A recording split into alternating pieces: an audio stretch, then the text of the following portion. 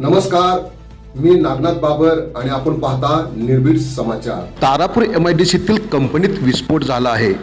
पालघर जिल्ह्यातील बोईसर येथील तारापूर MIDCत पुन्हा एकदा भीषण दुर्घटना घडली आहे।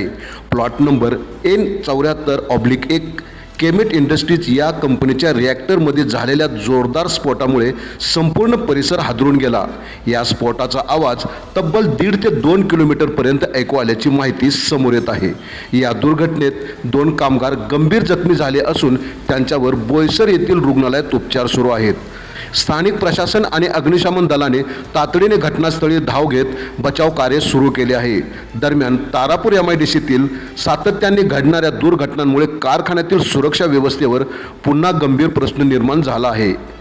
कारखानदारांच्या निष्काळजीपणामुळे कामगारांचे जीव धोक्यात येत असल्याची तीव्र प्रतिक्रिया व्यक्त केली जात आहे। आपण पाहत राहा निर्भीड समाचार।